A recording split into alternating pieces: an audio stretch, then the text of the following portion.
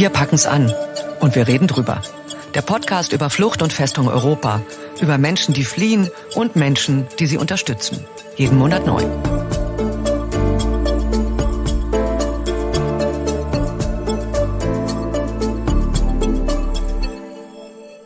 Ich begrüße euch alle ganz herzlich, egal auf welchem Kanal ihr euch jetzt, wie es so schön heißt, zugeschaltet habt. Schön, dass ihr dabei seid. Schön, dass euch das Thema interessiert. 7 Jahre EU-Türkei Deal ist für uns der Anlass, uns mal genauer anzuschauen, was sich in diesen 7 Jahren eigentlich verändert hat durch diesen Deal. Am Samstag jährt er sich zum 7. Mal.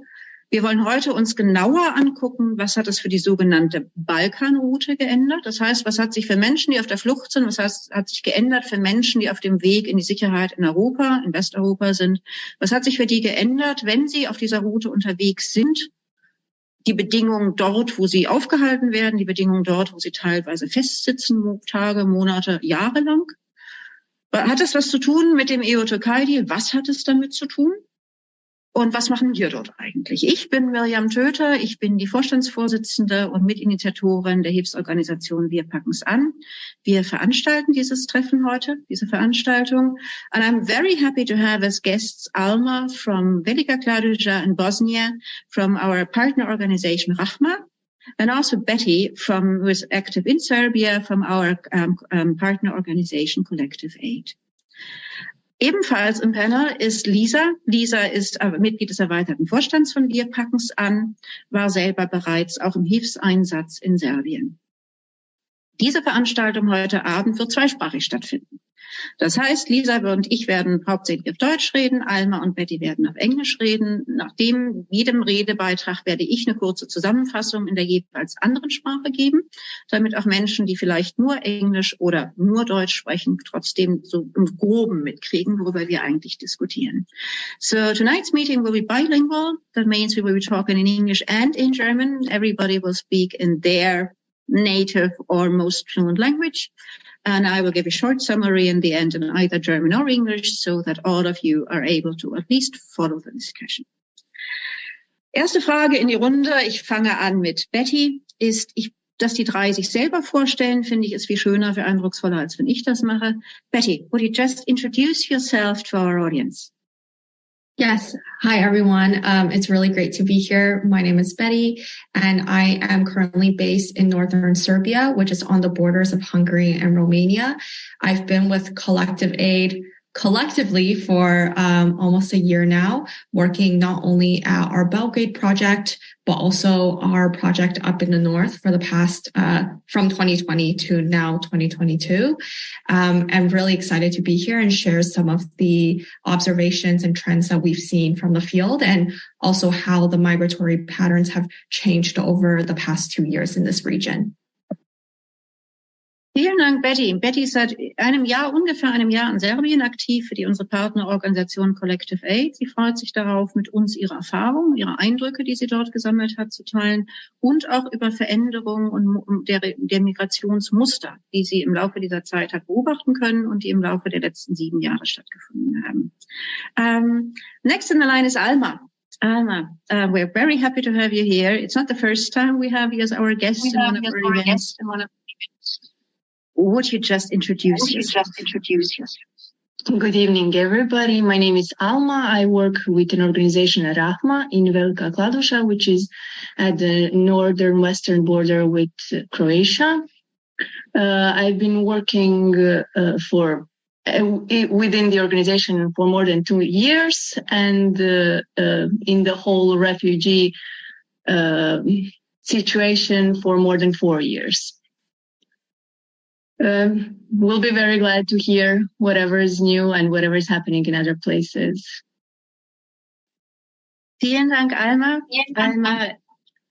Alma ist seit 2 Jahren aktiv, über 2 Jahren aktiv in unserer Partnerorganisation Rahma. Ich ergänze jetzt mal, das hat Alma nicht gesagt. Alma hat sie gegründet, diese Partnerorganisation, bosnische Partnerorganisation Rahma.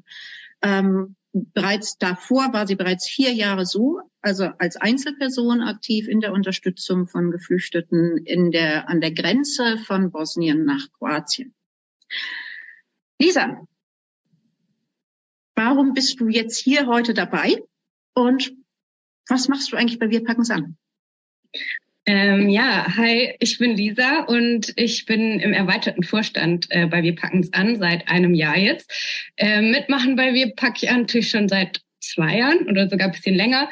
Genau. Und ich bin jetzt heute hier dabei, weil ich mich, glaube ich, besonders auch für die Region im Balkan interessiere. Und letztes Jahr im Sommer war ich in Bosnien, in Bihać und in Velika Kladuša, wo auch Alma arbeitet, und habe da unsere Partnerorganisationen besucht und war jetzt dieses Jahr im Januar in Subotica, habe da Betty kennengelernt und andere Organisationen, die wir dort unterstützen.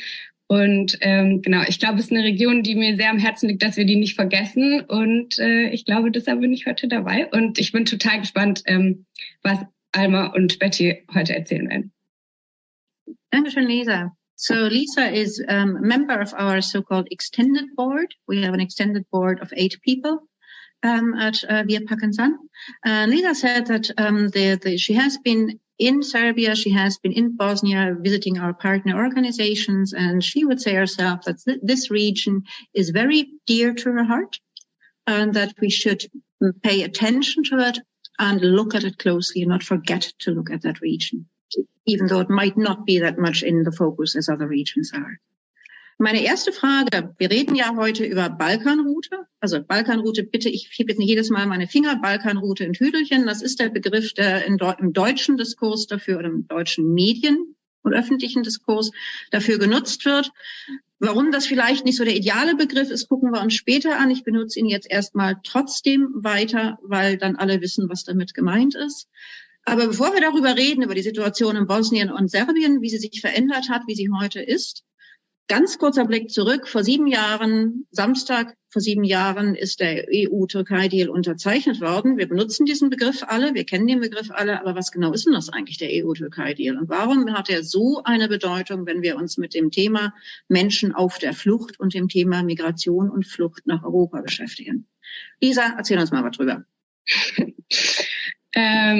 Ich versuche mich kurz zu halten. Also der EU-Türkei Deal wurde, wie Miriam gesagt hat, für 7 Jahren im März geschlossen. Was man, glaube ich, wissen muss, ist, wie war die Situation damals? Damals war es trotzdem schwer, über das Meer nach Griechenland zu kommen. Aber sobald man auf einer griechischen Insel war, konnte man mit einem ganz normalen Boot aufs griechische Festland gelangen, konnte dann innerhalb von Griechenland und innerhalb der Balkanstaaten mit Bussen und mit Zügen quasi weiter Richtung Norden kommen. Genau, all das hat sich im März 2016 geändert und davon ist halt dieser EU-Türkei-Deal ein großer Teil.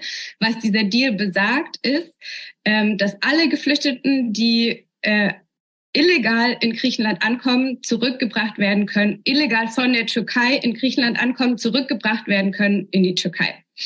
Dazu muss man wissen, es gibt keinen legalen Weg für Geflüchtete von der Türkei nach Griechenland zu kommen. Das heißt, alle können zurückgesendet werden.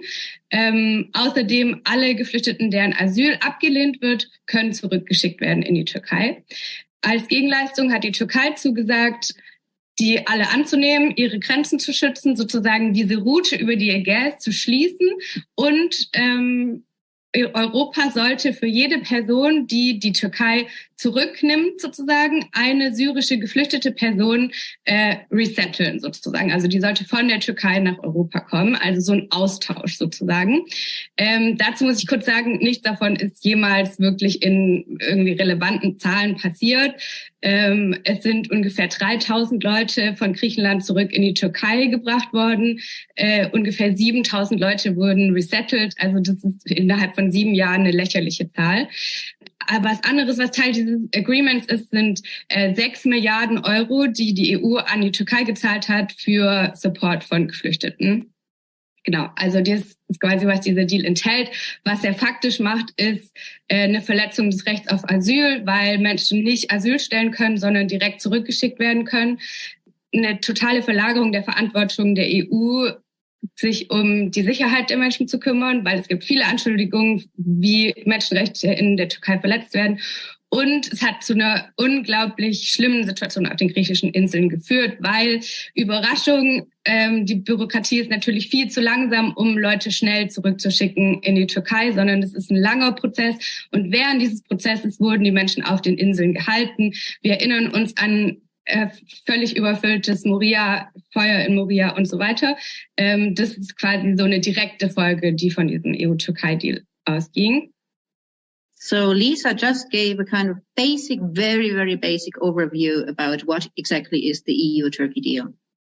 So everyone who comes to Greece can be sent back to Turkey, which is one part of it. And another part, which I think is equally important, is that Turkey promised to close the border, which meant that from the beginning of the EU-Turkey deal, less people came across the sea to Greece than they did before, and that number has been declining.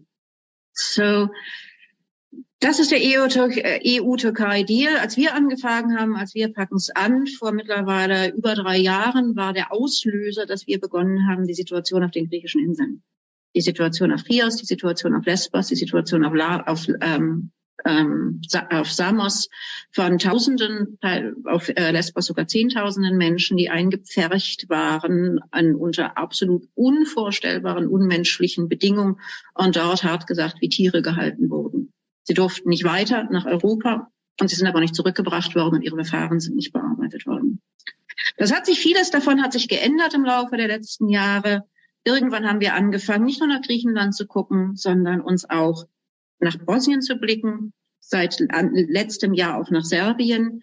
Denn es ist eben nicht nur eine Stelle, die davon betroffen ist, von diesem EU-Türkei-Deal, und nicht nur eine Stelle, wo die Menschen davon betroffen sind, dass es lebensgefährlich ist, wenn du Schutz suchen willst in Europa, wenn du Schutz suchen willst in der EU. So the question to you is, Alma, we're talking about the EU-Turkey deal. It was signed 7 years ago. You said you have been active for 4 years now. Have you witnessed any type of change within those 4 years you have been active, or maybe even before you started being active? So has the situation changed, people on the move in Bosnia or specifically in Velika Kladuša? It's been actually changing the whole time.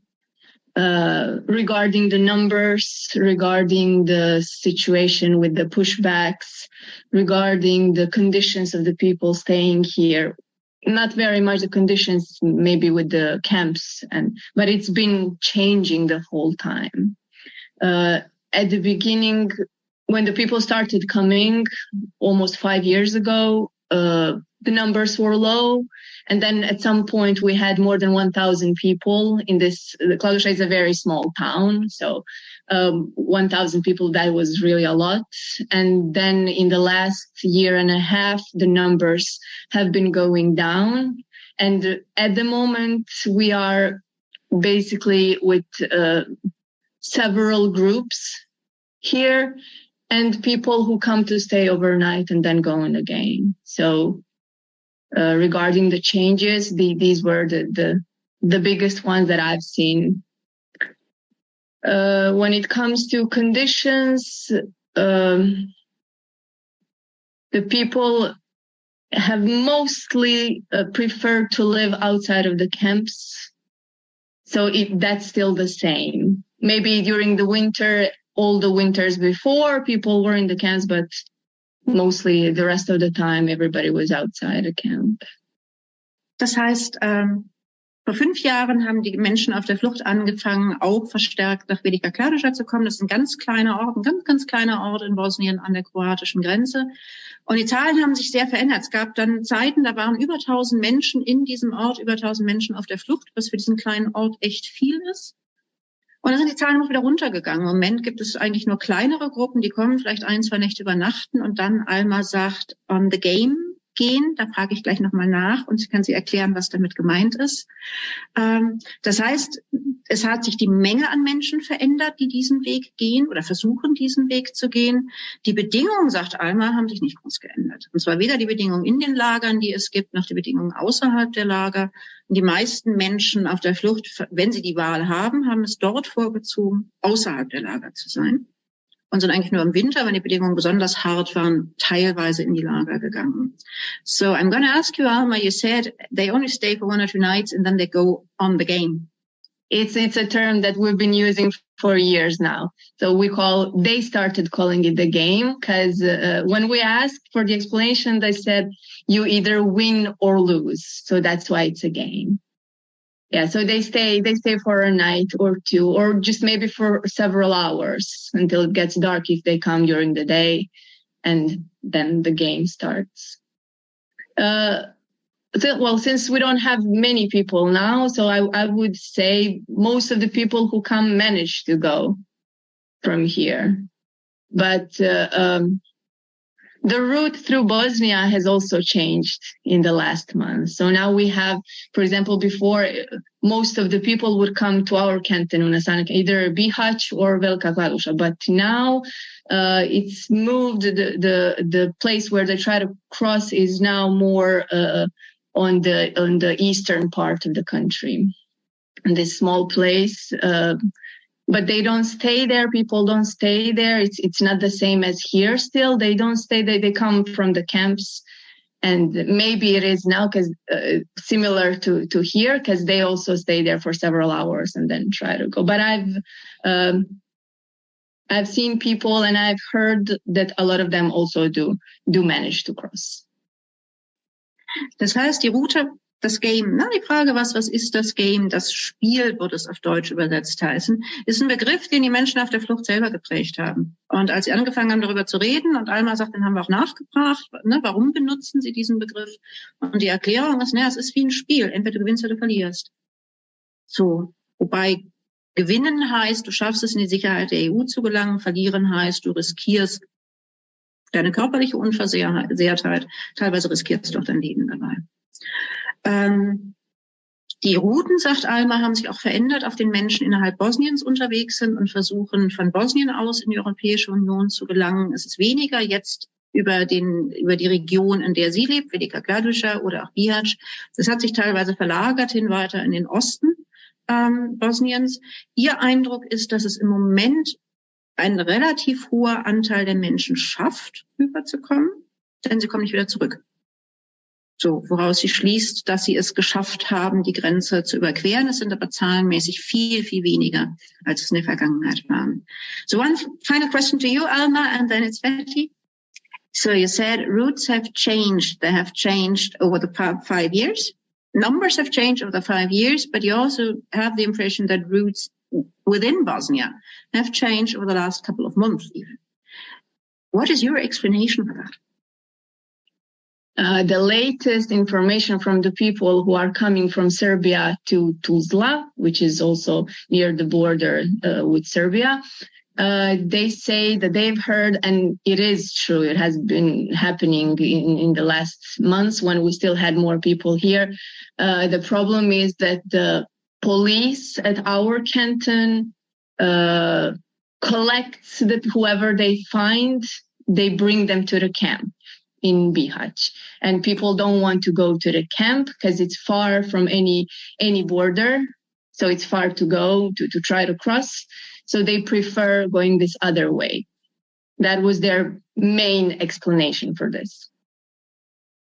Das heißt, dass die Routen sich geändert haben, liegt daran, dass Bosnien ist ja in Bosnien-Herzegowina, ist in Kantone unterteilt. Der Kanton Unasana-Kanton, in dem Velika Kladuša und Bihać leben, dort ist gerade auch im letzten Jahr verstärkt die Polizei vorgegangen, hat Menschen, die im Dschungel, im Wald, wo auch immer gelebt haben, eingesammelt, mitgenommen gegen ihren Willen in ein relativ großes Lager in oder bei Bihać gebracht, gezwungenermaßen.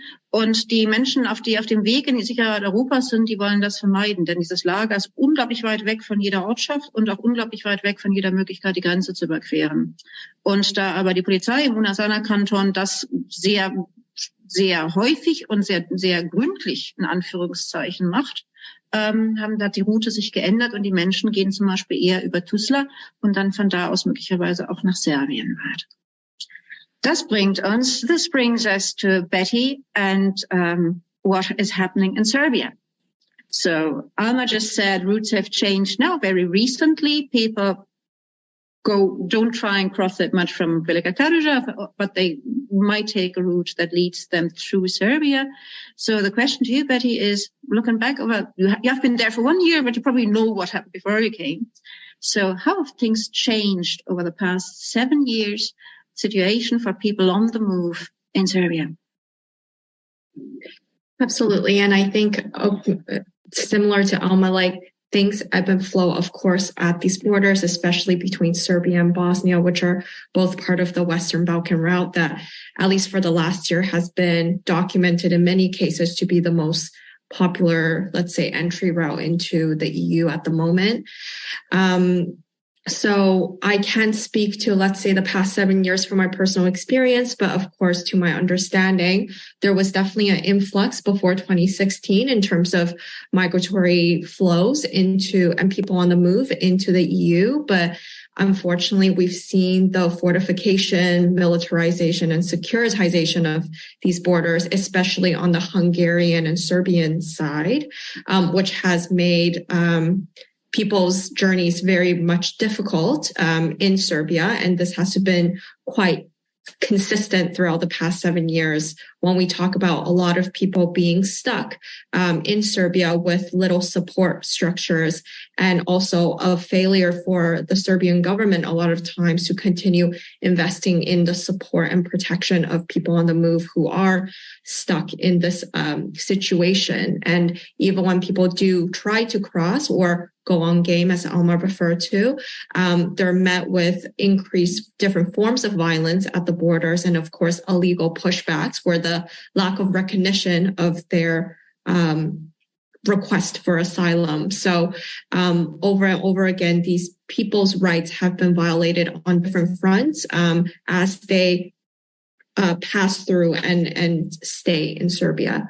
And in terms of the migration levels, of course, it has ebbed and flowed, but I would say there was really a significant increase in 2022. So even from our personal experiences as collective aid, if we go into an informal settlement or a squat to do a distribution, we might see in the past 50, 80, 100 people.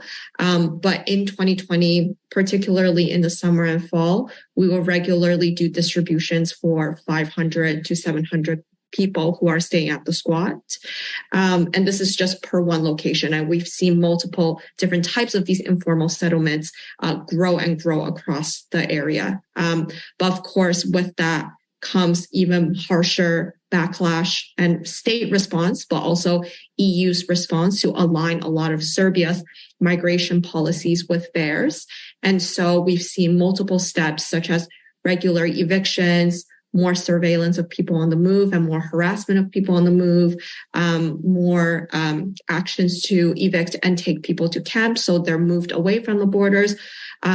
Also different policy changes to end visa agreements with various countries to try and curb the number of people who might come to fly into Serbia. So all of these policy changes and larger macro political responses were combined, especially came to kind of a heightening in the end of 2022. And this continues to be the discussion and actions taken by the EU and also the Serbian government. So now compared to what I was mentioning in 2022, when we were seeing heights of people coming in, now it's very much not the case anymore, especially for the last 2-3 months. We've seen really drop in the numbers. And this could be attributed to, of course, winter. Like Alma said, some people stay in camps, but a lot of it was also because of the consequences of these actions.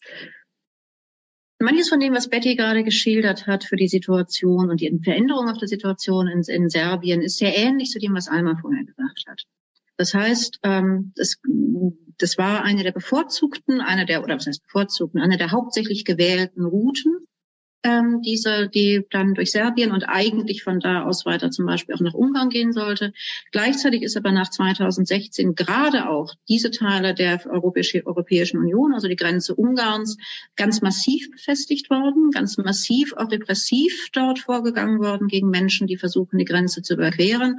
Ein ganz zentrales Thema, ihr habt den englischen Begriff eben bei Betty schon gehört, sind illegale Pushbacks. Das bedeutet, dass Menschen, die das Recht haben, das international und europäisch verbriefte Recht, um Aufnahme zum Zweck der Antragstellung auf Asyl zu bekommen, dass die nicht die Möglichkeit erhalten, diesen Antrag zu stellen, was eher ein verbrieftes Recht wäre, sondern illegal und in der Regel auch gewaltsam wieder zurückgedrängt werden über die Grenze außerhalb der Europäischen Union.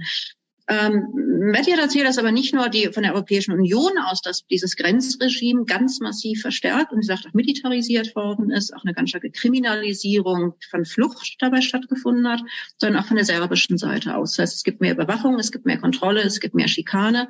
In den letzten Monaten gibt es auch dort verstärkt, dass Menschen, die quasi unorganisiert oder selbst organisiert dort irgendwo leben, gegen ihren Willen eingesammelt werden, ähnlich wie es Alma auch erzählt hat in Bosnien, und in Lager in Serbien gebracht werden, zwangsweise.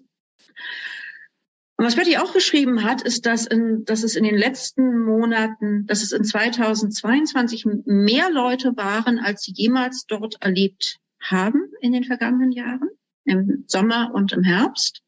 Und dass in den letzten paar Monaten die Zahlen ganz, ganz drastisch nach unten gegangen sind.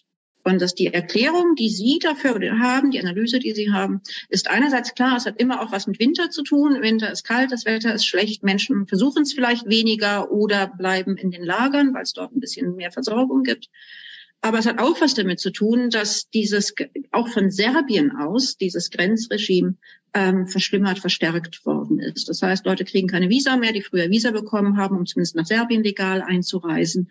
Es gibt, wie gesagt, mehr Überwachung, mehr Kriminalisierung und auch mehr Repression Menschen auf der Flucht gegenüber. One more question to you, Betty, because I think we all understand, not in the sense that we think it's a good idea, but we understand the logic of the European Union closing its borders and of the European Union creating this fortress Europe like Hungary does with their border. But why does Serbia do it? I think there, of course, are quite a lot of reasons politically and historically why Serbia would align its policies to the EU. But as we understand currently, I think one of the main things is this idea of EU membership or entry into the EU. And so Serbia has historically never been a EU member and have worked its way to meet certain economic and other indicators to be able to participate and join the European Union. And I think at this moment as well, this migration policy piece has really become a biting piece or a bargaining chip on the EU's end as well, to head these negotiations and discussions with the Serbian government, and in a way pressure the government itself to align its policies with that of the EU for the promise of potential EU membership in the future. And this has been stated. This is not just speculation. I mean, this is quite openly discussed among some of these discussions at a higher level. And we have seen that, of course, Serbia is responding in the way that EU will want it to in terms of aligning its policies. And I think inherently as well, Serbia is it is on the path to economic growth, but it is not an economic prosperous country, as we understand. And there has been a lot of turmoil the country has gone through as well in its recent history. And so I think a lot of the public rhetoric is also about the economic burden of supporting people on the move. Even though we understand this is only a transit country, a lot of the public feel that there must be this economic burden that Serbia need to carry in order to respond and set up its asylum system. And I think that's also within the country one of the key arguments for some of the backlash against supporting people on the move. Das heißt, wenn wir uns den EU-Türkei-Deal noch mal kurz ranholen, da ging es darum, die Türkei hat ganz viel Geld dafür bekommen, unglaublich viel Geld dafür bekommen, dass sie sozusagen Grenzpolizist für die EU spielt, dass sie ihre eigenen Grenzen selber dicht macht und selber dafür sorgt, dass Menschen auf der Flucht von nicht mehr oder wesentlich weniger und wesentlich gefährlicher von der Türkei aus in die EU kommen. Betty hat erklärt, dass es auf Serbien geguckt hat, noch einen ganz anderen wichtigen Faktor gibt. Sie hatte das genannt, das ist so eine Art Verhandlungsmasse. Ich würde es vielleicht noch erhöhen und sagen, es hat so einen Hauch von Erpressung. Nämlich, dass Serbien unglaublich gerne in die EU möchte. Und dass es sehr viele ökonomische Vorteile für Serbien hätte. Serbien einen sehr langen Weg zurückgelegt hat, um all das zu erreichen, was so ein Land leisten muss, um in die EU Mitglied werden zu dürfen. Und das, was jetzt als letztes kommt, ist, ihr müsst eure Flüchtlingspolitik, ihr müsst eure Migrationspolitik ändern. Das heißt, wenn ihr das tut, dann seid ihr der Mitgliedschaft in der EU gleich ganz, ganz, ganz viel näher, als ihr das sonst sein würdet. Und das funktioniert und das führt dazu, dass sie selber ihre Migrationspolitik, ihre Abschottungspolitik immer mehr an die der EU angleichen, an die der EU annähern. Und ein zweiter Punkt dabei, ein zweites Argument ist, Serbien ist wirklich kein reiches Land, es ist keine sehr reiche Gesellschaft, im Gegenteil. Es ist ja so teuer, wenn wir die Menschen versorgen müssen, die hier bei uns hängen bleiben. So, und Betty sagt, eigentlich wäre es ein Transitland, weil die meisten Menschen auf der Flucht wollen nicht in Serbien bleiben, weil Serbien halt ein unglaublich armes Land ist, sondern wollen weiter Richtung Westen. Trotzdem ist der Diskurs so, wir können uns das nicht leisten, also wir als serbische Gesellschaft können uns das nicht leisten. Und deshalb ist ein weiterer Grund, warum auch wir jetzt unsere Grenzen dicht machen müssen. Und zwar nicht nur vertretungsweise in die EU rein, sondern auch die Grenzen für Menschen auf der Flucht nach Serbien rein. Damit würde ich jetzt erstmal ganz kurz, also es gibt ganz viele Punkte, über die wir noch anknüpfen werden und können. There are many issues you raised, Betty and Alma, that we have to come back to. But I would like just to get Lisa into the discussion as well. Lisa, die beiden haben jetzt erzählt, Situation in Bosnien, Situation in Serbien, was hat sich dort verändert seit EU-Türkei Deal, aber auch nochmal ganz besonders, etwas hat sich in letzter Zeit dort verändert. Was hat denn eigentlich wir packen es an damit zu tun? Ja, also ich glaube, dass sich einfach in den letzten 2 oder vielleicht sogar 3 Jahren die Situation schon noch mal verändert hat. Also die Situation auf der Balkanroute ist quasi seit 7 Jahren problematisch. Seit 7 Jahren hängen Menschen da fest. Aber die Gewalt, die an den Grenzen passiert und in welcher, mit welcher Gewalt diese Pushbacks stattfinden, ist schon nochmal, hat sich auf jeden Fall verändert in den letzten Jahren und ist einfach krass gestiegen. Und ich glaube, es gab auch viele Organisationen, die waren vor 7 Jahren da, aber da hat sich auch einfach viel verändert. Es gab auch viele GroßspenderInnen, die irgendwie Projekte in Serbien finanziert haben, die sich immer wieder rausziehen. Also es ist einfach ein ständiger Wechsel und ich glaube, so wir packen es an, ist einfach auch gerade in letzter Zeit eingesprungen für viele Projekte, die sonst einfach nicht weitermachen könnten, auch weil diese Region einfach total viel vergessen wird. Also ich weiß ehrlich gesagt, also vielleicht kann Alma noch mal was dazu sagen, wie die Kooperation mit Rahma zustande kam, weil da war ich gar nicht so involviert und weil es vielmehr auch involviert in die Kooperation, die wir in Serbien angefangen haben. Und da hatte das auf jeden Fall auch damit zu tun, dass die Zahlen noch mal so stark gestiegen sind in Serbien, weil vor 3 Jahren, glaube ich, war das ziemlich low und dann schon 2021 gingen die Zahlen hoch und wie Betty jetzt meinte, 2022 war ein Peak, also da waren die Zahlen vergleichbar mit 2016. Vor der Schließung der Balkanroute.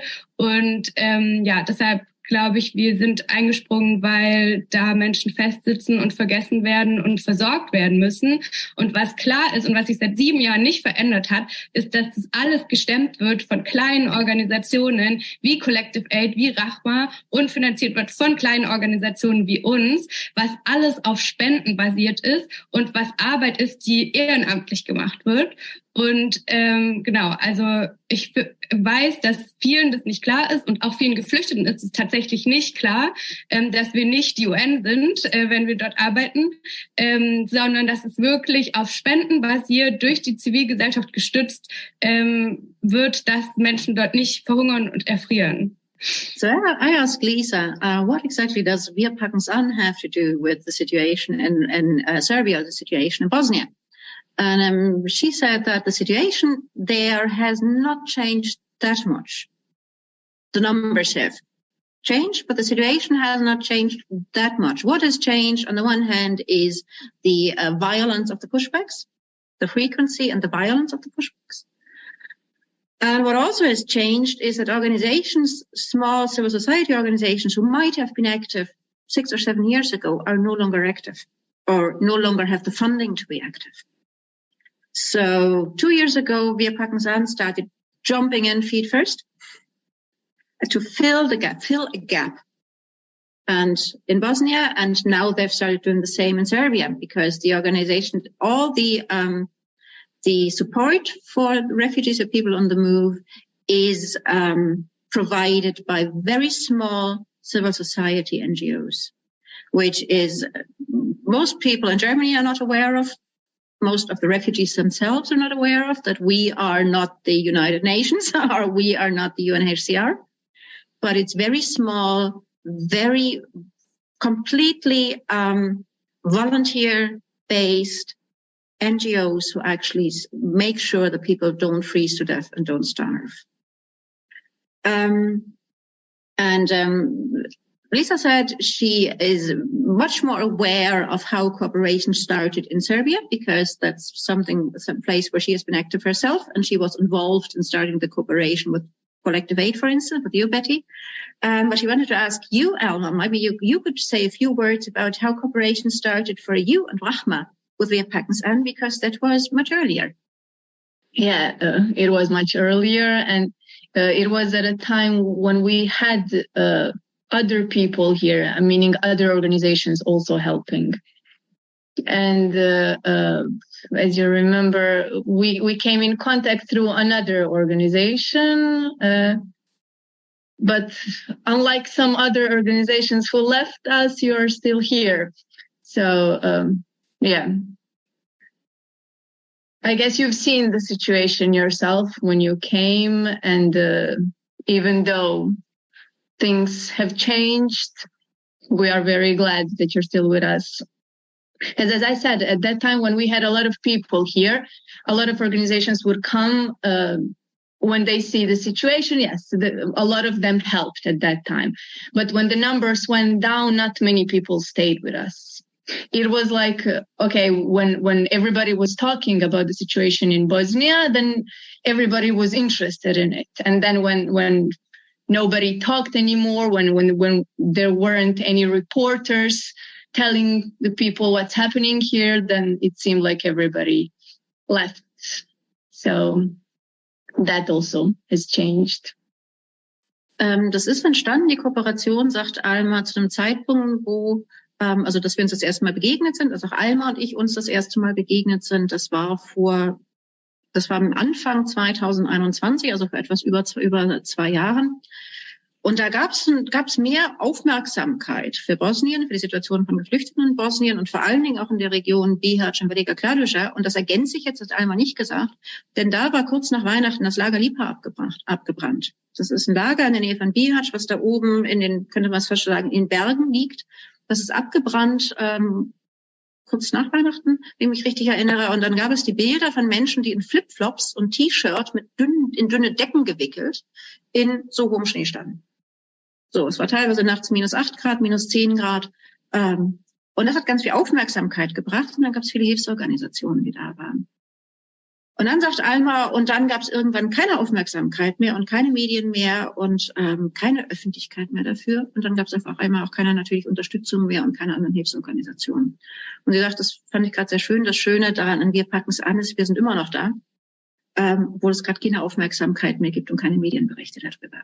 Lisa, du wolltest was sagen.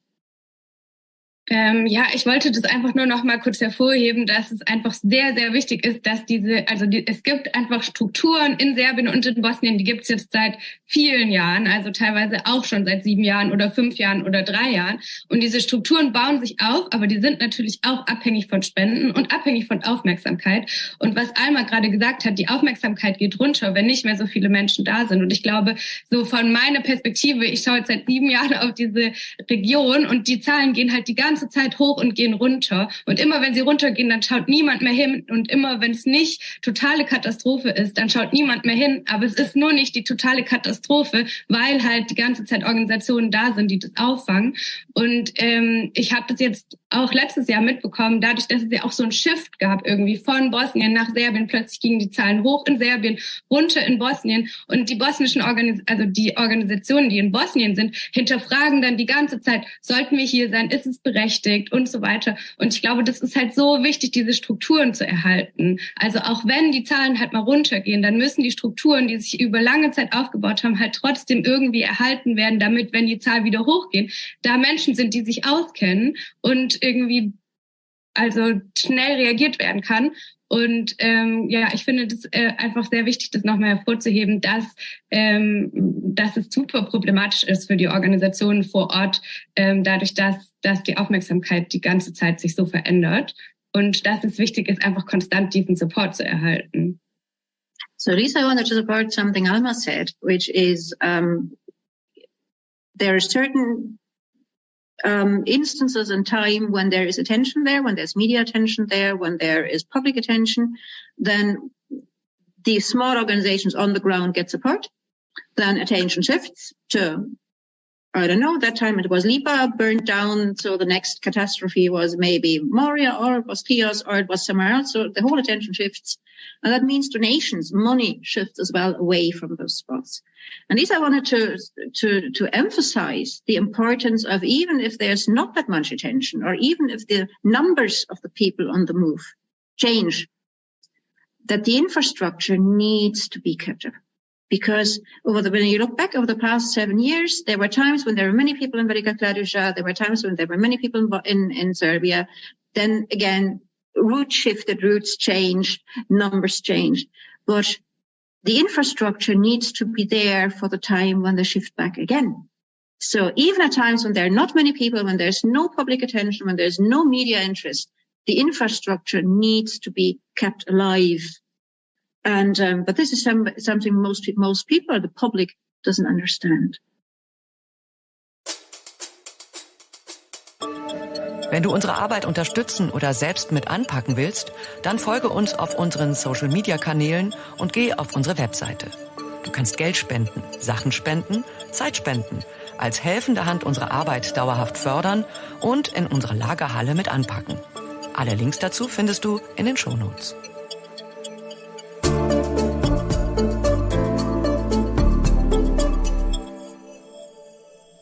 Betty, infrastructure that needs to be there to basically fulfill the job of the state authorities, because providing for people in need is not a job for NGOs. Providing for people in need who have the right to ask for asylum is obviously a job for the state or state authorities or state agencies or multi-state agencies. So when you look at the infrastructure in Serbia, did you face problems? Because we saw that in other spots, that in the minute the war in Ukraine started, the little bit of donations, the little bit of support you had, even though there was no attention, went away as well. So the infrastructure that is so necessary to keep up the support work was in danger of collapsing completely. So there was no money, there was no even volunteers were more difficult to get. There were less donations, and there were even less like warm clothes or whatever, because everybody wanted to give their donations to people in or people from the Ukraine. Was that the same situation in Serbia for you for collective aid? Yes, absolutely. And I mean, even though I've been based here since last summer, I've seen kind of the ebb and flow of this whole cycle. And I cannot emphasize just how important that piece you were all talking about around having consistent support is, because when we were facing these rocket high numbers of working with 4,000 to 5,000 people every month, we were working off a budget that was built for around 2,000, because that was the budget allocated and predicted for us at that moment. And everything was a huge stretch. And in a way that not only can you not provide for people, you're also not providing services with dignity, because you are so stretched in that way. And you cannot necessarily make a significant impact, let's say, with the food we're giving to support the nutritional value they might even need for partially of the day. So then if you don't have these type of financial support and infrastructure, a lot of your work becomes symbolic in some ways instead of actually supporting people through that journey. And that was really, really challenging to understand where we draw the line. Do we support all 5,000 but are stretched thin? Where do we try and support 300, 500, 1,000 but do it really well? And that was the question we all tried to it was an impossible equation to solve. And especially when you mentioned that when state actors are not there to provide the support that's guaranteed, that puts a lot more pressure for you on your project to be there. And I also thought that, you know, in the fall, we got a lot of media attention, and this is now when the funds are really coming in. We have a lot of really awesome supporters here at the moment who are dedicating their attention and donations here. And that's wonderful. And now we can provide a lot more for a smaller population with more dignity, with better equipment and everything like that. But at the same time, there's always this lag, right, of when we really need it. And so this is why consistent, not just responsive funding is really important.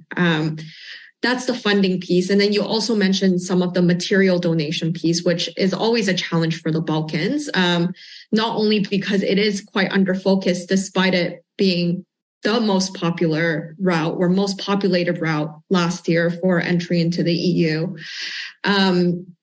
It's also difficult from a legal and customs perspective, of course, to ship goods outside of the EU. And so this has always been a challenge in terms of how we get our donations here. And during specifically the peak of the crisis last year, with a lot of aid being sent to Ukraine, we actually got a lot more diverted aid that came from Ukraine because they no longer needed it at the spot that was originally dedicated to, right? So I think on one hand, we were very grateful for this material aid because we were running quite short. But at the same time, it was also seeing that I do think like Greece, Ukraine get a lot of coverage for what is going on, which is rightfully deserved. But at the same time, making space for these type of locations and projects is so important, especially because of the lag of funding and material aid that does come in. Die Situation in Serbien war besonders auch letzten Sommer echt schwierig, weil sie bestimmte Pläne auch hatten, bestimmtes Budget hatten, was sie angenommen haben, wie viele Menschen versorgt werden müssten. Auf einmal hatten sie aber doppelt oder dreifach so viele Menschen dort, die versorgt werden müssten. Und dann ist es nicht nur eine praktische Frage und eine logistische Frage, sondern es ist auch eine moralische und eine ethische Frage. Wann ist die Unterstützung, die wir leisten, wann ist sie nicht mehr würdevoll? Also wenn ich so wenig habe, dass es nicht für alle reicht oder dass, wenn ich es allen gebe, es eigentlich nicht mal mehr der berühmte Tropfen auf den heißen Stein ist, was mache ich dann damit? Also gebe ich dann allen viel zu wenig, was eigentlich nur noch symbolisch dann ist, oder suche ich mir eine kleinere Gruppe aus, die ich dann aber würdevoll und ausreichend versorgen kann? Und das ist eine unmögliche Situation, die nicht auflösbar ist. Und die ist deshalb nicht auflösbar, weil, was Lisa vorhin auch schon gesagt hat, weil die Unterstützung geleistet wird von kleinen NGOs und Freiwilligen, die natürlich nicht in der Lage sind, mal eben von jetzt auf gleich statt 2000 Leuten 5000 Leute zu versorgen. Und das heißt, dass die Infrastruktur, was Lisa ja auch angesprochen hat, aufrechterhalten wird, auch durch diese Schwankungen hindurch, weil du eben nie weißt, wann andere Zahlen kommen. Du nie weißt, wann sich eine Route ändert, wann mehr Menschen kommen. Noch dazu Situationen mit dieser Balkanroute, was Betty jetzt schon zum zweiten Mal betont hat. Das ist aufs letzte Jahr geguckt, der Zugangsweg für Menschen auf der Flucht in die EU, der am meisten benutzt wird.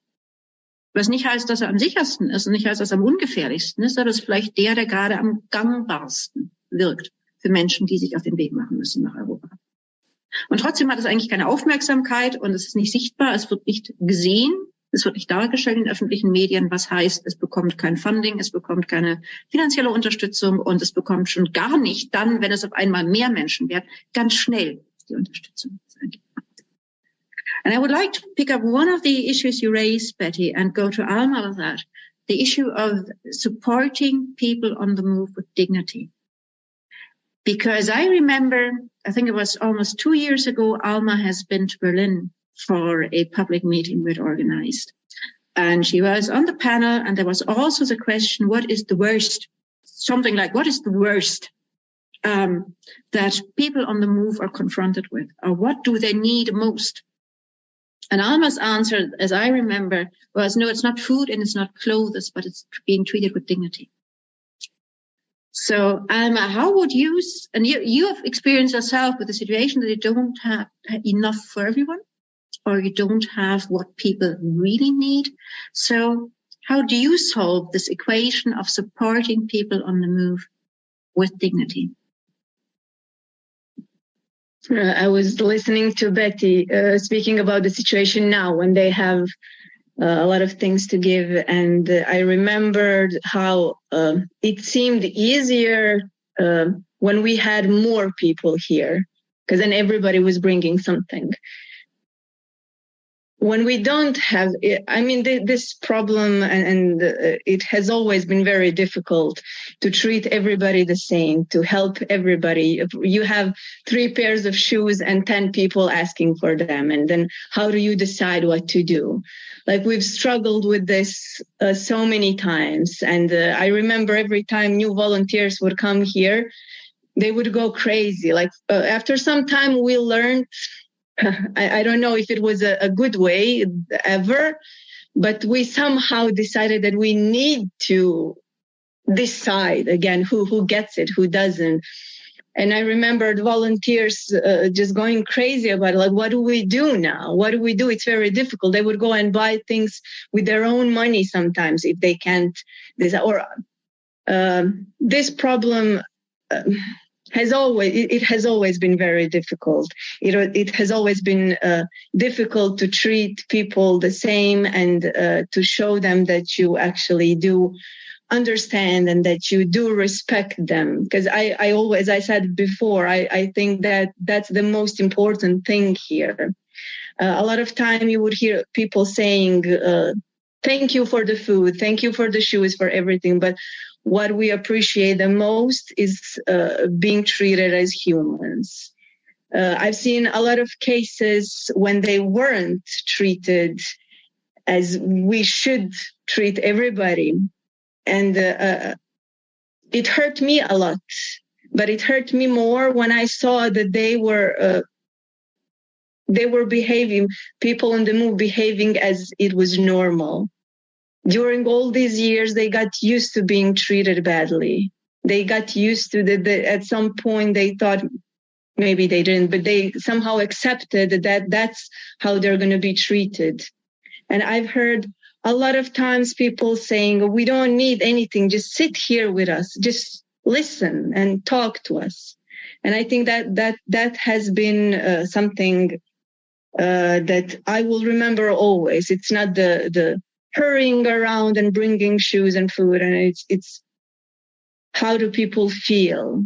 It makes me very sad when they say that they are being treated very nicely in Bosnia, because I know how some people treat them, and if this is nice, it makes me wonder what they've been through in other countries. People go to Europe and they call me and I will never forget Bosnia. Bosnia is great. People are great. But then I think, okay, I'm glad to hear that. But then I think if we are great, God knows what happened to them before. I think it's a very complicated situation. And I think all these people who hopefully will eventually get to Europe, will be in some way damaged for the rest of their lives. I've seen a lot of people struggling like really, really badly while they were here, especially at the time when we had different policies and when the situation was more complex here, when people would go outside and they weren't allowed, for example, to sit in a local park, enter a cafe and have a coffee or whatever. So a lot of people being depressed, like very, very depressed here. A lot of people just sitting in the squats, in abandoned houses, not even going for a walk or anything, because they worry how local people will look at them. So that at some point it was very heavy here. It changed a year and a half ago when a lot of families came. Then the situation changed a bit, and I think it became easier. But I think it has always been very difficult, especially for single men. for women, children, for families in general, everybody had some compassion at least. But for single men, especially if they're alone, if they're traveling alone or in smaller groups without their family members, it has been very, very difficult. Das war jetzt sehr viel. Und ich hoffe, dass die meisten von euch zumindest im Groben verstanden haben, was Alma gesagt hat. Der Kern davon ist, wir können Essen geben, wir können Schuhe geben, wir können Leute versorgen. Aber das, was ihr auch immer wieder mitgeteilt worden ist von den Menschen auf der Flucht, denen sie begegnet ist, mit denen sie Kontakt geknüpft hat, mit denen sie ins Gespräch gekommen ist, war, also das, was uns am wichtigsten wäre, dass du dich einfach mit zu uns setzt und mit uns redest und uns zuhörst. Wäre in Almas Worten, dass du uns wie Menschen behandelst, dass du uns mit Respekt behandelst. Und das, was sie immer wieder sehr erschütternd findet, ist, dass sie ja weiß, wie in Bosnien und wie auch im Unasana-Kanton, in dem sie lebt, mit Menschen auf der Flucht umgegangen wird. Und zwar auf eine wirklich nicht respektvolle und menschliche Art und Weise. Wenn der Menschen auf der Flucht, mit denen sie sich austauschen, mit denen sie näher in Kontakt gekommen ist, ihr sagen, in Bosnien, da war es gut. Also die Menschen in Bosnien, die sind richtig nett mit uns umgegangen.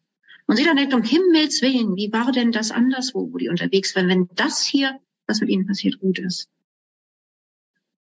Und ein Punkt, wenn ich für das, wie ich selber, die Anfangsfrage, wie können Alma oder Betty, wie können auch wir mit Respekt und unter der Achtung der Würde von Menschen, die unsere Unterstützung brauchen, weil sie keine andere Wahl haben. Die haben sich das ja nicht ausgesucht. Das heißt, wie kann man das leisten? Und Alma sagt, wir haben Situationen gehabt, da haben wir 10 Leute gehabt und wir haben 3 Paar Schuhe. Und 10 Leute brauchten Schuhe und wir hatten genau 3 Paar. So, was machst du denn dann? Und dann dahin zu kommen, ja, dann musst du entscheiden, wem du diese 3 Paar Schuhe gibst. Und das ist natürlich eine unerträgliche Situation, sowohl für die Menschen, die entscheiden müssen, als auch für die Menschen, die die Schuhe dann bekommen. Oder auch nicht. Und es ist auf einem etwas größeren Maßstab für uns, bei Wir packen's an, nicht das Thema, wem geben wir die Paar Schuhe, denn wir sind nicht in Velika Kladuša oder wir sind auch nicht in Subotica. Aber wir haben zum Beispiel das Thema, wo schicken wir denn die Sachspenden hin, die wir zum Beispiel im vergangenen Winter viel weniger bekommen haben, weil so viel für die Ukraine gespendet worden ist. Lisa, wie ist denn das dann, wenn wir nicht genug haben, um alle unsere Partnerorganisationen und alle Spots zu versorgen? Ja, schwierig. Also fühlt sich auf jeden Fall nicht gut an. Und ja, ich glaube, die Sachspenden sind halt massiv zurückgegangen, auch letzten Winter. Und ich glaube, wir haben auch angefangen, dann mehr Organisationen finanziell zu unterstützen, aber auch unsere Spenden gehen massiv zurück. Ja. So that means for basically in the second line, you're in the first line supporting refugees themselves directly. We are supporting you so you can support the refugees. And even we realize last year or last winter, we did not have enough to provide for everyone who needed it. We did not have enough to send stuff to Bosnia and to Serbia and to Greece and to the islands and so on and so on and so on. So no matter, and it is like a network, but no matter on which point in the network you look, it's always not enough. And it's impossible. We will never be or never provide enough because small NGOs on the ground are simply not made for supporting thousands and tens of thousands of people in dire need. Wir haben jetzt eine Stunde unter uns geredet. Ich würde jetzt gerne, wir haben noch eine halbe Stunde. Ich weiß, wir könnten noch unendlich lange weiterreden. Ich würde jetzt gerne für die letzte halbe Stunde den Raum hier mal öffnen, dass auch Menschen entweder, die hier direkt bei uns im Zoom sind, direkt sich melden können, Fragen stellen. Oder ansonsten, wenn ihr auf Facebook, wenn ihr auf YouTube seid, schreibt Fragen in die Kommentare. Die werden dann hier an uns weitergereicht. Was habt ihr denn für Fragen? Ihr habt die Gelegenheit, ihr habt Alma, die selber Bosnierin ist, in Velika Kladuša lebt und seit dort Menschen auf der Flucht unterwegs sind, sie unterstützt. Ihr habt Betty, die hoch engagiert ist bei Collective Aid, viel weiß und auch ganz viel eigene Erfahrung hat über die Unterstützung in Serbien. Ihr habt Lisa hier, die in Bosnien und Serbien war und außerdem auch noch die Perspektive von, was machen wir denn dabei eigentlich kennt. Stellt mal eure Fragen. So I'm now going to open the discussion for questions from the audience. I know we could continue talking for at least another hour, but I would like to open the discussion for questions from the audience. Fragen bitte. Ich sehe hier Severine. Ich nehme dich jetzt mal ran. Du müsstest deine Stummschaltung selber aufheben. Hallo. Kann man mich hören? Ja. First of all, thank you very much for the talk. It was really nice, really interesting. And I think I'm gonna ask my question in German, if that's fine. So, also jetzt gerade nochmal zu dem letzten Thema zurück, weil von weniger Bereitschaft oder von wenigen Spenden geredet wurde. Ist es weiterhin der Krieg in der Ukraine der Grund oder ist es einfach generell gerade, also was sind eure Vermutungen, dass einfach weniger Bereitschaft ist, Spenden, oder ist halt, wie gesagt, der Krieg immerhin immer noch ein großer Grund? Okay, so the question is about the donations or the support. And do you think that the lack of support, or that we get less support or less donation, is still caused by the war in Ukraine, and that people shifted their attention completely, or have donated everything they can and simply can't afford to donate more? Or what do you think? What is your explanation for getting less support, getting less donations than maybe last year? So question goes to every one of you three, whoever wants to start answering. Okay, Alma. Well, I think it's maybe both. As from my experience here in Bosnia, with local people, for example, we've had at the beginning a lot of people giving a lot of donations, meaning in food and clothes and whatever they could. But at some point it stopped, as probably because people didn't have anything to give anymore. So, but when it comes to donations from Europe, I think it's mostly, my opinion, because of the situation in Ukraine, because still a lot of donations go there. So maybe it's kind of both, but I would say that unfortunately we've seen it here. When the war started in Ukraine and people started fleeing the country, and some of them, we had people here in Sarajevo also.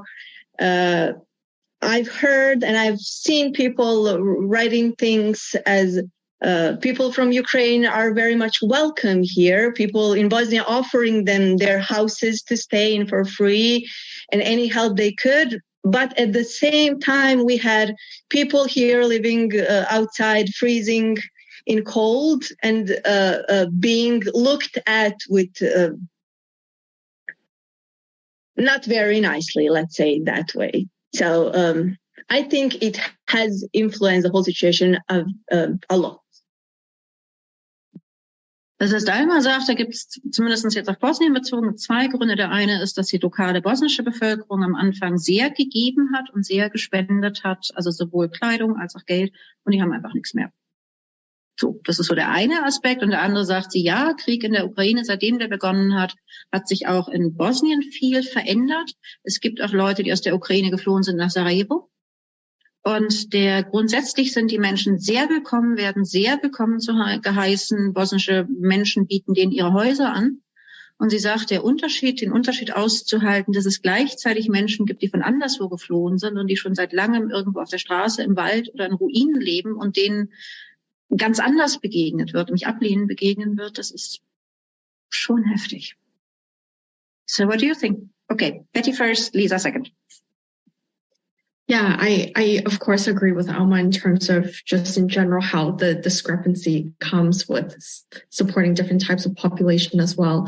I think of course generally, to my understanding, donations in general have gone down in terms of people's willingness to donate at this moment, given very macro trends that are out of our control. But I also think, of course, there is the Ukraine factor, but also I think the Balkan route has always suffered from the lack of awareness in terms of what is really going on here. And I think it was great that there was more exposure, at least at the peak of some of this, from what I've seen last year as well. But I also think a lot of the media present was not necessarily in favor of supporting migration. So I think equally we need more human representation and like larger awareness campaigns in general about not only the experience of people who are trying to cross into Europe, but actually where the tax dollars that people pay for are going in terms of enforcement and the violations of those, the trust that we place upon authorities to an extent is occurring at the EU borders that goes unflagged and under the radar for the broader public in general. Ja, also alles, was Alma sagt. Und hinzu, sagt Betty, gibt es noch dieses grundsätzliche I seh nix gegenüber der Situation auf der sogenannten Balkanroute. Das ist wie so ein blinder Fleck im zumindest europäisch, westeuropäischen, auch deutschen öffentlichen Diskurs zum Thema Flucht und Migration. Das heißt, was es braucht, sagt Betty, ist viel mehr Aufmerksamkeit dafür, und zwar nicht nur irgendeine Art von Medienaufmerksamkeit, denn letztes Jahr gab es das für eine bestimmte Phase, aber das war eine großteils nicht sehr positive Berichterstattung. Also positiv im Sinne von auf die Bedürfnisse und auf die Rechte von Menschen auf der Flucht bezogen. Das heißt, was es eigentlich bräuchte, ist so eine Art Öffentlichkeitskampagne auch mal, die einerseits die Menschen, die dort unterwegs sind und was ist deren Situation, zeigt und dem Raum gibt, und andererseits aber auch die Frage stellt, wo gehen denn eigentlich unsere Steuergelder hin? Und was machen eigentlich auch unsere Regierungen mit unseren Steuergeldern und wo werden da von Menschenrechtsverletzungen und auch körperliche Verletzungen von Menschen, rechtswidrige, an den Grenzen und gerade auch an den Grenzen entlang der Balkanroute finanziert? Lisa, was sagst du dazu? Das meiste wurde jetzt schon gesagt, aber also auf Severines Frage würde ich nur sagen, man muss es, glaube ich, ein bisschen auseinanderhalten. Und das sind irgendwie so kleine private SpenderInnen. Also da ist irgendwie die Spendenbereitschaft zurückgegangen. Ich glaube, es hat aber auch ganz viel mit so einem Krisenmodus zu tun. Also nicht nur, weil die Aufmerksamkeit geschiftet ist auf Ukraine, sondern auch, weil einfach dieses Wort Krise oder dieser Krisenstatus irgendwie jetzt seit einem Jahr so in unsere Köpfe reingehämmert wird irgendwie. Und alle, ich meine, steigende Preise, Inflation, alle irgendwie, glaube ich, Angst haben oder nicht mehr so freigebig sind. Also das ist, glaube ich, so meine Interpretation, was im Privaten passiert. Aber dazu kommt ja, dass einfach auch große Fundings sich zurückgezogen haben, was jetzt vor allem so Organisationen wie Organisationen auf der Balkanroute oder in Griechenland betrifft, dass sich einfach große Organisationen, die nur Funding geben, sozusagen sich plötzlich rausgezogen haben und in die Ukraine gegangen sind, weil es dort mehr Aufmerksamkeit gab. Und also genau, ich glaube, das ist für uns schon auch nochmal relevant zu sagen, dass wir einfach in Griechenland und in Serbien eingesprungen sind, um Strukturen zu erhalten, die davor andere finanziert haben und die sich halt einfach wirklich von heute auf morgen rausgezogen haben, was für viele Organisationen eine Katastrophe war. Ja. So, on top of everything you two said, Lisa says there's the individual person.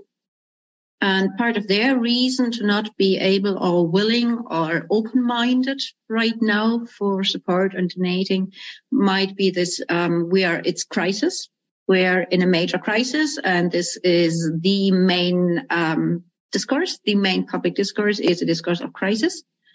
This is one aspect, and the other one is that some of the bigger organizations, or really big civil society organizations who provided funding in Serbia or in Greece, they have completely pulled out and put their funding, put their attention, put the focus on the situation in Ukraine.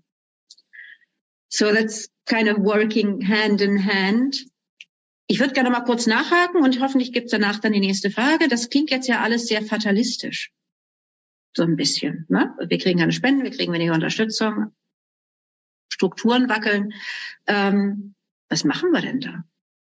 Weil wir hören ja nicht auf und wir geben ja auch nicht auf. Was macht man denn, um sicherzustellen, dass das, was gebraucht wird, soweit wir das können, auch weiter existiert? So this sounds a bit fatalistic, saying, well, situation's really bad, we don't get support, we don't get donations, but we are not going to give up. So what can we do? What can others do to help ensure that the type of infrastructure needed to support people on the move, as long as state actors don't do their bloody job, that these structures continue to exist? So what can we do? What can people who are listening now, what can they do to ensure that? Betty? I think it comes from two levels. I think there's, of course, the idea of supporting with material or financial aid from your personal initiative or collectively in your community and building kind of effort to support directly. I think in the short term, that is something that we can all benefit from. But I think in the long term, it's more about the systemic change factor. And that means for us, it's thinking about the long-term advocacy and coordinated advocacy efforts that we can do starting in our own communities. And that means understanding and doing more research and being more aware collectively for you and your community around how, let's say, your local stakeholders are actually quite involved in the politics and the situation at the external EU borders.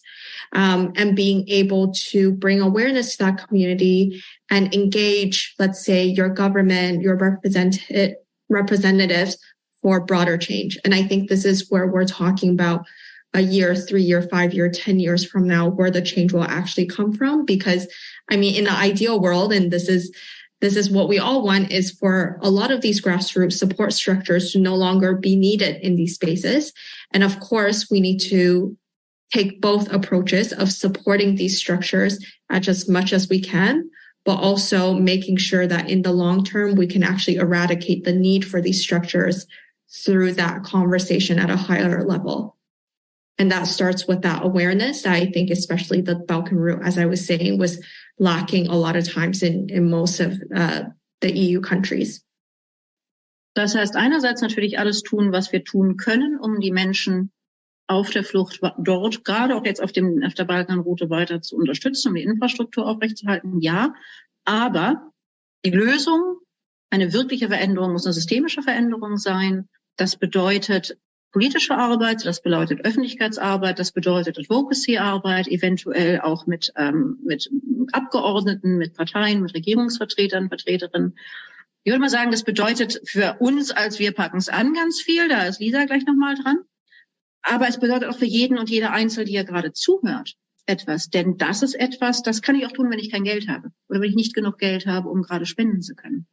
Das heißt, natürlich kann ich Briefe an meine Abgeordnete schreiben, natürlich kann ich Mails schreiben, natürlich kann ich an Sprechstunden gehen, natürlich kann ich versuchen, eine Partei dazu zu kriegen, kleine Anfragen oder große zu stellen. Das sind alles Mittel, die wir haben und die wir auch nutzen müssen. Denn die Lösung wird nicht sein, dass auch die nächsten 20 Jahre noch kleine NGOs Leute betreuen, die auf der Flucht festsitzen an einer militarisierten Außengrenze. Alma, Lisa, you want to add? Wollt ihr was hinzufügen? Well, I completely agree with what Betty said. I think this is all short-term help. I mean, it's been going on for years, but the real change needs to come. And I think raising awareness and getting as many people involved in this as possible, that would be a change that we need. And this will stop. I mean, we can't expect, as we see, the coming of the nation, it changes. So we can't really expect to have things here all the time, and we shouldn't even be having this, I guess. I think what we really need, what these people who are here need, they need to move on, not stay here needing our help at all. Das heißt, ganz wichtiger Punkt, den Alma gerade gesagt hat, eigentlich brauchen die Menschen, die jetzt in Bosnien, Velika Kladuša oder in Serbien an der Grenze in die EU festsitzen, die brauchen eigentlich nicht, dass sie dort, wo sie festsitzen, gezwungenermaßen unfreiwillig ein bisschen besser oder ein bisschen schlechter versorgt werden. Was sie brauchen, ist, über die Grenze rüberzukommen. Was die brauchen, ist, dorthin zu kommen, wo sie tatsächlich ankommen können und in Sicherheit sind. Und bei einer vergangenen Veranstaltung hat mein afghanischer Freund von uns, ein afghanischer Mensch mit Fluchtgeschichte, gesagt, es wird immer so getan, als ob auch mit dem Begriff Geflüchtete, und die Flucht ist irgendwann vorbei, wenn du irgendwo ankommst. Aber er sagt, die Flucht ist erst dann vorbei, wenn du wirklich in Sicherheit bist. An Afghan friend of ours who was a refugee himself, he said that if you are on the move, if you're on the run, if you're fleeing, this is not over when you arrive anywhere. It's only over when you're safe. And people are not safe being stuck at the border in Velika Kladuša or in Subotica or wherever. People are safe when they arrive somewhere where they can stay, where they are welcome, where their rights are respected. Das heißt, sicher bin ich erst dann angekommen, wo meine Rechte berücksichtigt werden, wo ich tatsächlich auch in Sicherheit bin und wo ich weiß, dass ich bleiben kann. Lisa, was machen wir mit der Situation? Ja, also ich glaube, ich kann nicht so viel hinzufügen. Wir werden auf jeden Fall weitermachen. Also wir werden nicht weggucken und diese Region irgendwie im Blick behalten und sowas auf jeden Fall jede einzelne Person machen kann, auch wenn man kein Geld hat, das man spenden kann, ist, wie die beiden es gerade schon gesagt haben, halt politische Aufklärung darüber betreiben und einfach konstant darüber reden, weil es einfach eine Situation ist, die andauernd irgendwie in den Hintergrund gerät. Und so an diesen Grenzen werden halt jeden Tag wird das europäische Recht verletzt und es interessiert halt niemanden. Die zum Beispiel Collective Aid und andere Organisationen, die nehmen jetzt inzwischen auch so Violence Reports auf, also die dokumentieren, wie Leute misshandelt werden. Das ist super wichtig, die zu verbreiten. Das wird veröffentlicht, das kann man rumschicken. Also ich glaube, es geht so ganz viel darum, Aufmerksamkeit zu pushen dafür. Aber natürlich, so wir machen 2-mal im Jahr Sammelaktionen. Man kann immer Sachen spenden, die gebraucht werden. Wir werden weiter Transporte in die Region machen. Und so, ja, ich glaube, das ist das Einzige, was wir tun können. So Lisa says, like you two said, it's a double approach and it needs to be both aspects. So the one is we need to do political work, or we all need to do political work. And we have to remember, we have to remind ourselves, and we have to remember, and we have to remind everyone else that every single day European right, European laws are broken, are violated at the eastern borders of the European Union, be it on the border to Bosnia or on the border to Serbia. And there's documentation about that. There's documentation, for instance, done by Collective Aid or by other organizations in Bosnia. And this documentation needs to be pushed. I wouldn't even say provided, but pushed on our political representatives. And the word needs to be spread. And at the same time, of course, we will continue sending aid trucks. We do collections for goods twice a year. So even if you don't have money, of course, you can send us warm jumpers or good hiking boots and so many more items that are needed, especially on the Balkan routes, because there is absolutely no official state support structure for the people on the move who are stuck there. Ich habe noch Fragen an den Rest von euch, die hier zuhören, die ja entweder auf Zoom sind oder über Facebook oder YouTube zuhören. Gibt es noch Fragen? Gibt es noch irgendwelche Fragen, Anmerkungen, Kommentare, die ihr habt zu dem, was die drei hier erzählt haben, was vor allem auch Alma und Betty erzählt haben von der Situation? Irgendwas, was ihr anmerken wollt, schreibt's rein. Oder wenn ihr hier im Zoom seid, hebt eure virtuelle Hand. Wenn nichts kommt, mache ich noch weiter mit einer letzten Frage an die drei. Bitte. Severine? Ja, also weil dieses ganze Gespräch jetzt ja eigentlich darum ging, irgendwie eine Bilanz zu ziehen zu dem Türkei-EU-Deal, stellt sich mir so ein bisschen die Frage, beziehungsweise ist vielleicht auch offensichtlich, ist es auch irgendwie im politischen Interesse oder kommt es irgendwie auf, dass es alles nicht so gelaufen ist, wie es hätte laufen sollen oder wie man sich es vorgestellt hat? Oder ist es also einfach nur jetzt für kleinere Gruppen oder Leute, die sich einsetzen wie wir da offensichtlich? Oder sieht man auch irgendwie in der Politik vielleicht Kritik, die auch wirklich großes Aufmerksamkeit bekommt oder so? Ja, das hat mich gerade noch interessiert. Okay, ich übersetze das mal oder frage das nochmal in Englisch. Wenn ich das nicht den Kern treffe, Severine, dann melde dich nochmal, ja? So the question is about our starting point was the EU-Turkey deal 7 years ago. And then looking back on that as the final question is, Severine wants to know, do you think that in a way, the failure of the EU-Turkey deal in the sense of things didn't get better, things got worse? Do you think it's something that's only people like us are aware of, or small NGOs are aware of, or do you think it's something that also governments, parties, politics in the European Union, in Germany, and or wherever realize that the EU-Turkey deal failed in a way because it did not change the situation for the better. It's just a translation of the question. It's not my opinion. Das ist jetzt erstmal nur eine Übersetzung gewesen. Frage, so question goes to Alma, Betty, Lisa. Was glaubt ihr? What do you think? So Betty? I can quickly go. I think that's a really, really big question. And of course, I think everyone can take different approaches based on where you're based and which governments and politicians and stakeholders that you're in touch with. Of course, it did not accomplish its goal in the way that it never prioritized the protection and well-being of ultimately the outcomes of people on the move. And I think in that way, and that reality, to an extent, is not prioritized in the public rhetoric, right? The public discourse is very much focused on the continuous influx rather than the conversation around how do we change our rhetoric to be a lot more inclusive, but also to talk about the real things of people will come because of their conditions and their home environment. And therefore, the discussion is no longer around how do we stop people from coming, but if they do come, what can we do to provide, resettle, integrate people with the protection and dignity that they need when they've reached their destination, but also along the journey. And to that question around, has anything really changed in terms of reaching its goal, and are people aware of the consequences? I don't think people are having the right specific discussions around that. And I think the conversation stops when we just simply talk about the numbers, which completely dehumanizes the issue and the merits of the deal itself from the beginning. So that's my very high level opinion from a grassroots actor here. Sehr große Frage, sehr komplexe Frage. Versuch einer kurzen Antwort. Der Diskurs über diesen EU-Türkei-Deal fokussiert, zumindest wie er gesamtgesellschaftlich geführt wird, wie er öffentlich geführt wird, fokussiert auf Zahlen. Und dadurch, dass es auf Zahlen fokussiert, kommen mehr oder kommen weniger Menschen auf der Flucht, schaffen es mehr oder weniger Menschen auf der Flucht bis in die EU rein.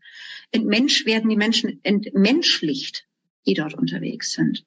Und statt darauf zu fokussieren, wie können Bedingungen so geschaffen werden, dass Flucht so wenig schlimm wie möglich ist, dass Menschenrechte dabei gewahrt werden, fokussiert die Auseinandersetzung, der Diskurs in den EU-Türkei, darüber kommen mehr oder kommen weniger Leute.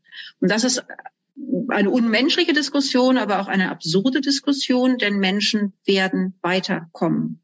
Punkt. Und sie werden weiterkommen aufgrund der Situationen, in denen sie sind und die sie verlassen. Das heißt, die Frage kann nicht sein, wie können wir da mehr oder weniger begrenzen oder wie können wir mehr oder weniger reinlassen. Eine Diskussion muss es sein, sie kommen sowieso. Das heißt, wie können wir eine menschliche und eine rechte, wahrende Art der Aufnahme und auch Art des Schutzes, solange sie auf dem Fluchtweg sind, gewährleisten. Lisa, Alma. Ja, ich mache mal weiter. Also ich glaube, das meiste, was man dazu sagen kann, hat Betty jetzt auch schon gesagt.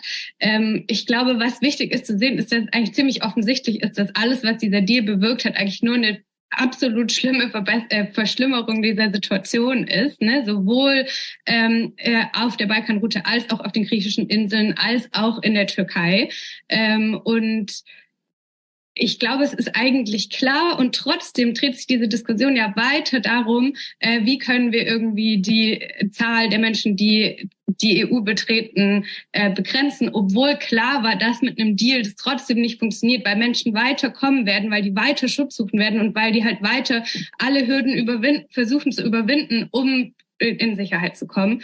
Und also ich glaube, es ist irgendwie nochmal wichtig zu erwähnen in dem Zusammenhang, dass es jetzt ja im Februar jetzt so eine außerordentliche Sitzung der Europäischen Kommission gab und da ja eigentlich hauptsächlich dabei rauskam, dass man jetzt die bulgarische Grenze zu der Türkei noch stärker schützen will. Da gibt es zwar schon einen Zaun, aber wie von der Leyen sagt, funktioniert der nicht richtig. Das heißt, es wird jetzt weiter ausgebaut, da gibt es jetzt mehr Grenzpolizei, da werden Wachtürme gebaut und so weiter. Also es ist weiter, nur was dabei rausgekommen ist, wir werden weiter die Grenzen schützen und mehr Geld in Überwachung der Grenzen und Grenzpolizei stecken. Und da denke ich mir, also verstanden hat offensichtlich Europa noch nicht, dass es so nicht funktioniert und dass es dann andere Wege geben wird, wie die Menschen zu uns kommen. Aber es wird einfach nur das Leid quasi vergrößern, das Menschen erleiden müssen, um in Sicherheit zu kommen. So there was a meeting of the European Commission a few weeks ago, and on that meeting about migration and about the border regime, European border regime. And the main result of that meeting was that we have to fortify the border between Bulgaria and Turkey, because there's still too many people coming across the fence that's already there. So it should be obvious that the deal failed in the sense of that the situation and the conditions for people on the move, for people fleeing to Europe, became worse. On the Greek islands, on the Greek mainland, on the Balkan, along the Balkanroute, the conditions became worse. But still, the main discourse is about how can we continue fortifying the external borders, which is the only success, the only result this will bring is that migration routes become more and more dangerous and more people die, because the routes get harder and harder and harder. It won't keep people from attempting the routes. It will just have the result of more people dying.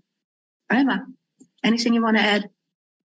I don't have anything much different from what they already said. I just wanted to say that it has always seemed that for Europe, this has mostly been protecting the borders, as you just said. Like it's more concern for that part than about anything else. The whole Balkan route hasn't been very popular in public, let's say. People haven't talked about it enough. But we all know about some numbers. Big organizations, they only talk about numbers. If the numbers are big or so. I think Europe is mostly about protecting their borders. That's the biggest concern for them, and everything else. Das Hauptinteresse von Europa, das Hauptinteresse der Europäischen Union ist, die Grenzen zu schützen. Punkt. Und das war vor 7 Jahren so, als der EU-Türkei geschlossen wurde. Und das ist auch immer noch so. Und daran hat sich nichts geändert. Und große Organisationen, staatliche Institutionen, wenn sie reden, reden über Zahlen. Sie reden nicht über Menschen. Und ihr Interesse ist es, die Grenzen zu schützen, im Sinne von die Grenzen zu schließen, zu verschließen. Und denen gegenüber Menschen, die bei uns Schutz suchen wollen. Ich würde mit diesem letzten Satz von Alma gerne Schluss machen, unsere Diskussion heute beenden, obwohl wir ganz sicher noch lange und viel über dieses Thema und über seine Aspekte weiterreden könnten. So with this final statement by Alma, I would like to finish tonight's meeting. Vielen, vielen Dank an euch drei. Thank you so very much to all three of you for taking the time and for joining the discussion, for giving your insights. Vielen Dank, dass ihr euch die Zeit genommen habt und dass ihr vor allen Dingen auch eure Eindrücke und eure Erkenntnisse mit uns geteilt habt, denn ihr habt Erfahrungen, die wir, die meisten von uns, die hier teilgenommen haben, nicht haben. Ich ganz persönlich sage jetzt ganz zum Schluss auch noch mal was dazu. Der Aufhänger war der EU-Türkei Deal und die Frage zum Schluss war er erfolgreich oder ist er gescheitert? Ich würde sagen, er war erfolgreich. I would say the EU-Turkey deal was successful. Denn das Ziel war, Flucht gefährlicher zu machen. Und das Ziel war, sie so gefährlich zu machen, dass weniger Menschen kommen. Because the goal behind the EU-Turkey deal was to make the routes to Europe more dangerous. Das heißt, was Alma gesagt hat, was Betty gesagt hat, was Lisa gesagt hat, das Ziel, das Thema, der Fokus in dem deutschen Diskurs, im europäischen Diskurs, im EU-Diskurs, wenn über Flucht und Migration geredet wird, ist immer noch der menschenverachtende, wir müssen unsere Grenzen schützen. Und schützen bedeutet, wir müssen sie undurchdringlich machen für Menschen, die bei uns Schutz suchen. Und solange das so ist, muss es Organisationen wie uns geben. Solange das so ist, muss es Menschen geben wie die 3 tollen Frauen, die hier mit mir sitzen, die sich seit Jahren für dieses Thema engagieren und wegen dieses Themas engagieren. Solange das so ist, müsste die EU sagen wir jedes Mal bei so einer Veranstaltung, ihren Friedensnobelpreis zurückgeben. Denn eine Organisation, die wissentlich, nicht nur billigend in Kauf nimmt, sondern aktiv dafür sorgt, dass Menschen sterben und Grenzen geschützt werden und nicht Menschen um Menschenleben, verdient den ganz sicher nicht. So, as long as the situation stays like that, that the European Union takes their borders as more important than the lives of people, that they want to protect the borders and not to protect people who seek for shelter in the European Union. As long as this continues, organizations like ours are needed, activists like you three are needed, who are put so much effort and so much work and so much power into trying to change the situation for the better, at least as little as you're able to do, or as much as you're able to do. So this is the only thing we can do. And I'd say we keep doing it. Wir machen weiter. Wir packen es natürlich an, wie unser Name schon sagt, aber wir sind nichts ohne die Zusammenarbeit mit tollen Frauen wie Alma und Betty, Frauen, die wir in Griechenland kennengelernt haben, ganz vielen Frauen, die wir in Calais kennengelernt haben, Frauen, die wir an der Grenze Polen-Belarus kennengelernt haben, die nicht aufgeben und die dieser tödlichen europäischen Politik etwas entgegensetzen. Thank you very much and good night to everyone. Das war's. Wir packen's an und wir reden drüber. Der Podcast über Flucht und Festung Europa, über Menschen, die fliehen und Menschen, die sie unterstützen. Bis zum nächsten Monat. Und bis dahin, vergesst nicht mit anzupacken und bitte lasst uns eine Bewertung da.